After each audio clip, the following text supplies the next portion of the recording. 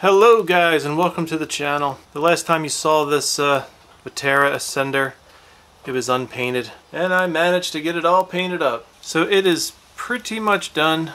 I did get the front beadlock wheels. I was waiting for the rears to come in, and they did. Part number 8169. These are the satin aluminum rings. All the hardware is included. I'm going to put these with the 8173A.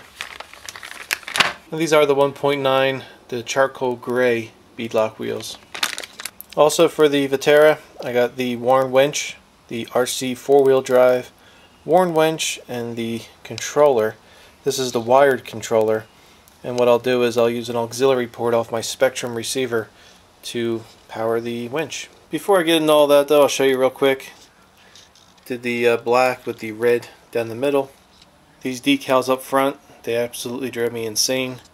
So they're not perfect, but guess what? It's the way they're going to stay. And if you followed the build, you saw the Proline Pro Scale shocks.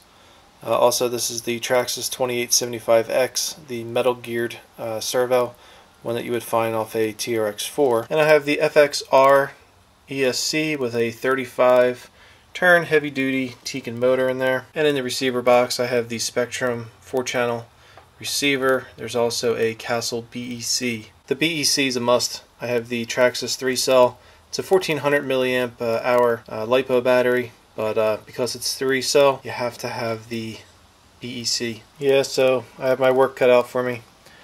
Got to get everything assembled. I'm going to use the Traxxas Canyon. These are the stock tires off a TRX4. I'm going to use these with the beadlocks. Alright, time to get to work.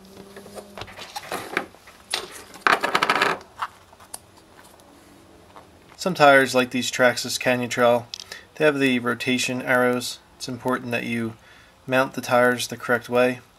This tire will be going on the driver's side rear, so this is all set up.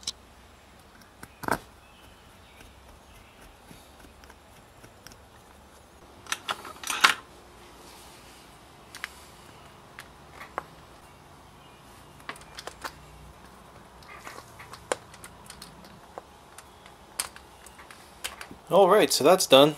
Time to get started on the winch. Alright, so I'm going to go ahead and add in this winch. It's going to be a little tough though because the bumper is so thin and the winch would actually butt up against the body. I think what I'm going to do is turn this bottom plate around.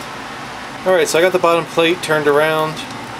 When I stick it up onto the bumper, it gives me a place to mount the plate, so I can drill 2 holes in the very front of the bumper, and that should be enough to hold this. I'm not really pulling much weight here, so go ahead and get some holes drilled and get the screws put in. Alright, so I got the winch on. What I did was I used the 2 screws in the back actually, and I screwed everything in from the underside. So there's only 2 screws holding this winch on, but guess what? That's going to be plenty. I'm not going to worry about it. This truck isn't super heavy. I'm really not going to pull that much weight with this winch. The front bumper did have an area to run the hook out, so I'm going to just go ahead and put the cover in there and plug the hole up. Okay, so I guess that was the hard part. What I'm going to do now is get the controller installed. This controller is going to be hardwired directly into the receiver. I'm going to control everything off of my DX5R. So all I got to do is plug in the first wire into the actual winch itself, and then this lead here is going to plug into what I call the WOW side. It's the W, positive, negative, wow, I don't know. I used some double stick tape to just stick it to the transmission. I guess this is where, if you were going to install a 2-speed, you would install the servo or whatnot, but I'm not going to do that. So it's a flat area. It seems like a natural little spot to put this controller. This controller is not waterproof, but there's some other things on this truck that are not waterproof. So I'm not sure how much I'm really going to run it in the water, but just a little monster double stick tape, and hopefully it sticks. Alright, so the line that runs into the receiver, it's a little short. I'm going to give myself a little bit more clearance. I'm going to get a longer wire, but this simply plugs into the B positive and the B negative. Call it what you want to call it. Alright, so I dug a longer lead out of my bag of parts here. This will give me much more room to work. And then I'll just simply take the cover off the receiver box, the receiver cover but I'm going to plug the lead from the original wire into auxiliary 4, and then I'll tap it into the lead I just prepared. Alright, so everything's plugged in. I'm going to get a battery pack, put the battery pack in, get my radio fired up, and I'm going to assign the auxiliary channel, channel 4, to control the winch.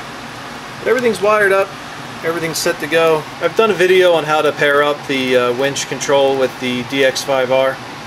So if you want to see how the whole thing's done, you can go ahead and check that video out. I'll put a link up top. I'm going to go ahead and do that off camera. Alright, so the winch is all set up. Everything's working.